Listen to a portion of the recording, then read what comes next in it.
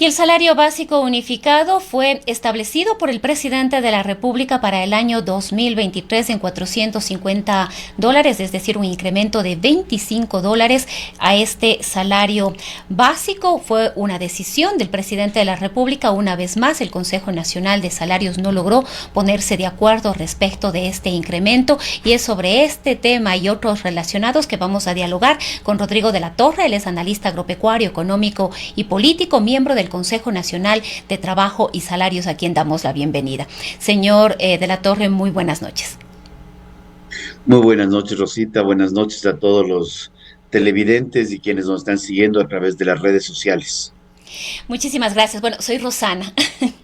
Rosana, No hay perdón. problema, no hay problema. Bueno, coméntenos una vez más, parece que esta es ya una constante en las dificultades para ponerse de acuerdo en el incremento que debería tener cada año el salario básico unificado para nuestro país. ¿Qué es lo que ocurrió en esta ocasión?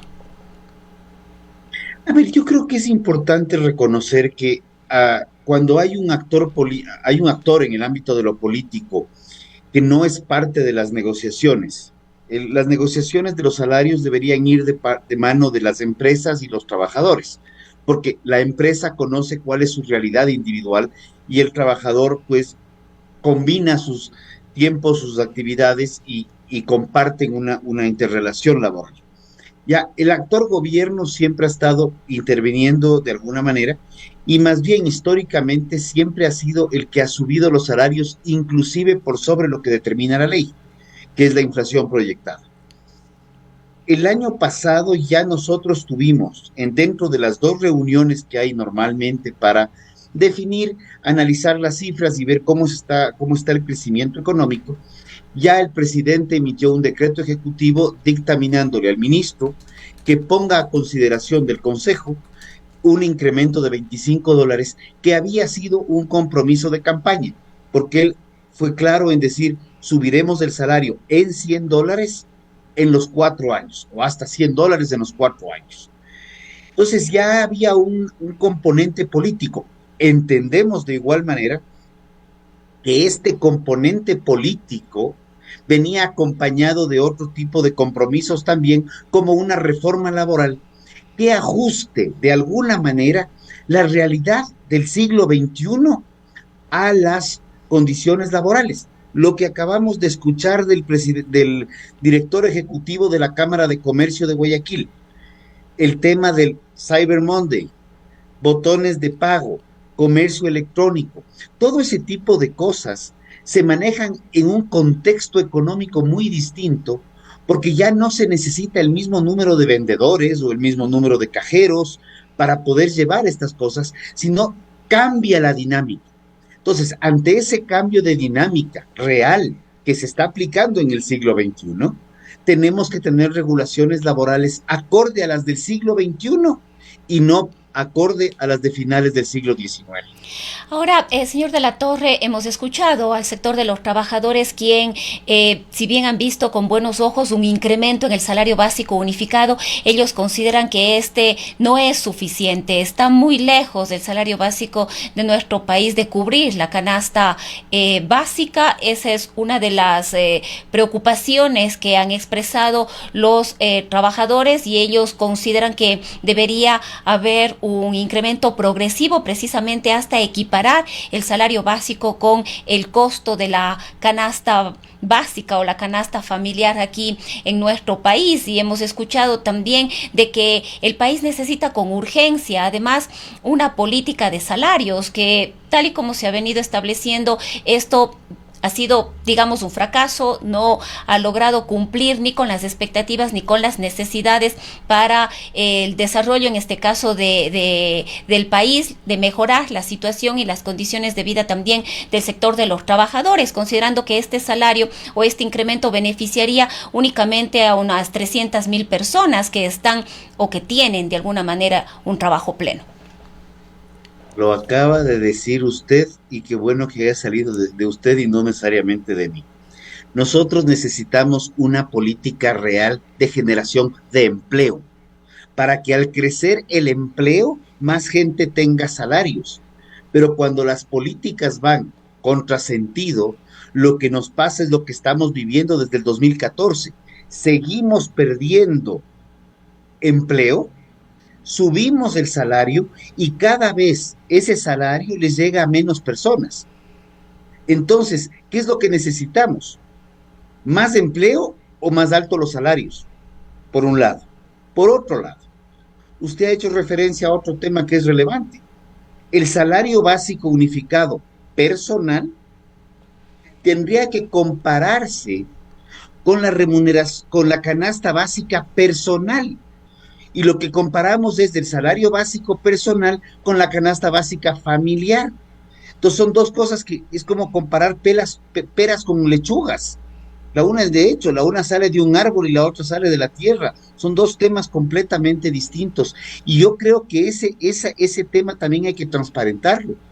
No podemos tampoco desconocer que el salario básico en el Ecuador, en este momento, para el 2023, podría llegar a ser el salario más alto de América Latina, en donde adicionalmente hay que considerar 13º, 14º, fondos de reserva y otro tipo de prestaciones que están incluidas. Entonces, usted plantéele a un empresario, más del 95% son microempresarios, micro y pequeños empresarios.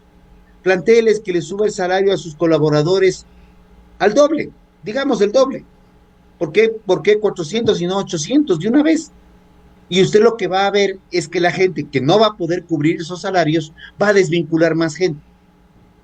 Cuando lo que necesitamos muchas veces es jornadas más flexibles, tener horarios acordes a las realidades, sin necesariamente exceder Pero las señor 40 de la horas Torre, ahí semanales. justamente es importante tener en cuenta las líneas que no se deben cruzar para no caer en una precarización, en este caso, de la situación de los trabajadores.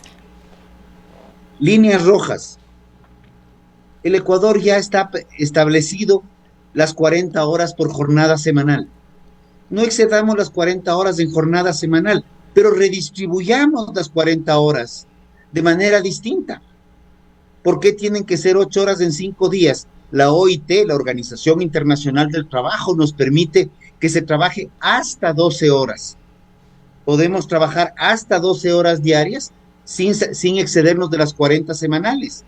La Organización Internacional del Trabajo también determina que debe haber 24 horas de descanso continuo e obligatorio, mínimo. ¿Por qué no poder cambiar las jornadas y extendernos a los 6 días de la jornada, sin salirnos de las 40 horas, abriendo la puerta inclusive a que el trabajador pueda emprender en algún otro negocio si así lo desea, como muchas veces lo estamos viendo? ¿Por qué tener un contrato fijo establecido con una estabilidad de no menos de 3 años a partir de los 90 días? Cuando un emprendedor que arranca un negocio no está seguro si va a sobrevivir el primer año. Entonces, ¿qué es lo que sucede?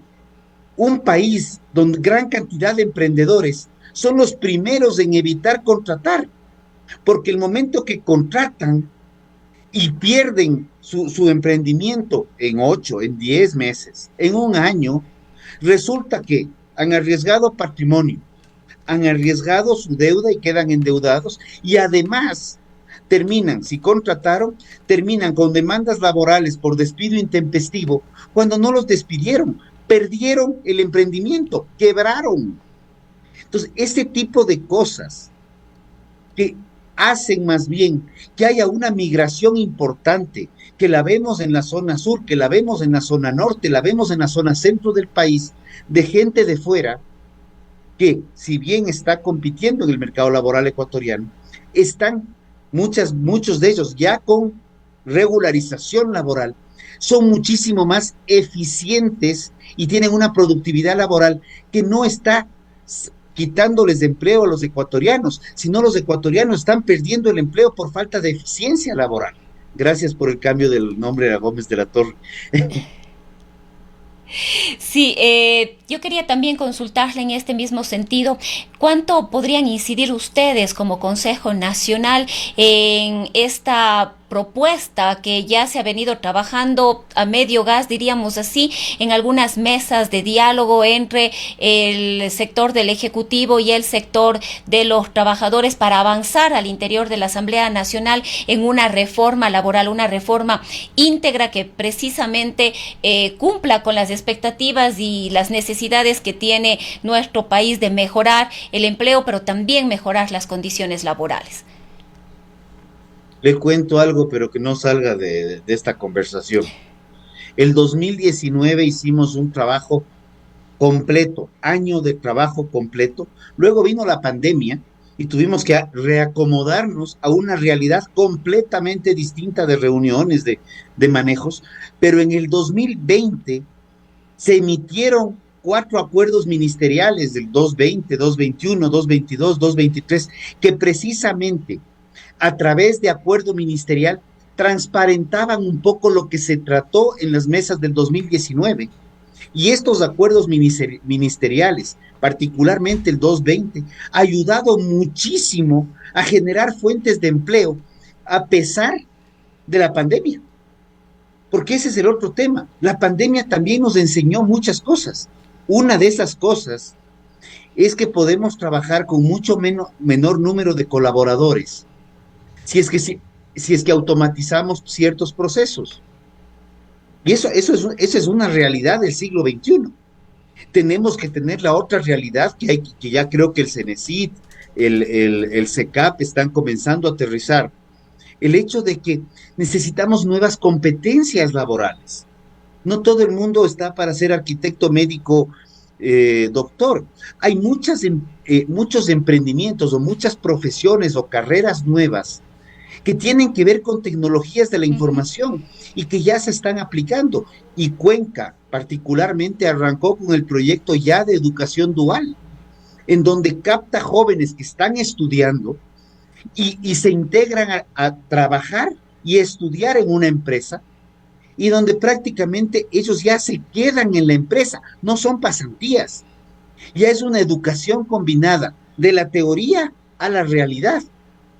Y claro, poco a poco en el proceso educativo se van integrando en el tejido empresarial. Pero ahí necesitamos también encontrar mecanismos para que esto pueda ampliarse y dar facilidades tanto a los trabajadores como a los empleadores para que puedan llegar a acuerdos más transparentes, sin precarización. Nos oponemos radicalmente a la precarización y a los abusos. Y ojo, a los abusos de cualquier lado que vengan, sean de los trabajadores o de los empleadores, pero buscar mecanismos reales para generar más empleo pleno. Señor Gómez de la Torre, Rodrigo, estamos ya por cerrar este diálogo, pero no quisiera yo despedirme de usted sin tener sus proyecciones o perspectivas de nuestro Ecuador para el 2023. Híjole, es un año político, un año de cambio de autoridades o reelección de autoridades. Algunos concejales se quedarán, otros se irán, algunos alcaldes irán. Los cambios políticos generan incertidumbre, ¿ya? Y lamentablemente todavía, si bien vemos un incremento en ventas, todavía no vemos un despegue real de la economía. Entonces creo que necesitamos una búsqueda real en que la sociedad, en que el sector privado, sean de trabajadores, sean de empleadores, sean de organizaciones civiles, sean lo que sea, se empodere más en sí mismo y deje de preocuparse de qué es lo que haga el gobierno. Y que el gobierno haga lo que tenga que hacer en sus funciones, regular, controlar y prestar servicios básicos. Pero dejemos el Estado empresario para que el empresario sea el privado, démosle facilidades y busquemos mayor competitividad. Y yo creo que por ahí es el camino. Confiemos que este año 2023 arrancamos con un salario bastante elevado. Confío que no pase lo que ya pasó este año, que la contratación temporal de diciembre, enero, que más o menos se queda hasta cuadrar los inventarios y demás, en febrero no se caiga tan drásticamente como históricamente no se había caído, que cayó este 2021. Bueno, perdón, 22, con el alza del 21. Confiemos que eso pase y más bien echémosle fuerza, echémosle ñeque, que el gobierno haga su trabajo y nosotros como sector privado que el gobierno nos deje de complicar en muchos ámbitos y que más bien nos permita seguir creciendo, seguir emprendiendo y poder salir adelante de mejor manera. Bien, queremos agradecerle el haber compartido con nosotros este diálogo, pero sobre todo también haber compartido sus criterios. Ha sido Rodrigo Gómez de la Torre, él es analista agropecuario económico, analista político, miembro del Consejo Nacional del Trabajo y Salarios. Son las 19:58 y con este diálogo vamos cerrando lo que ha sido nuestra edición informativa de la noche de hoy, pero recuerden que estaremos mañana, sábado, como siempre, a las 7 en punto con más. Investigación, rigurosidad, pluralidad.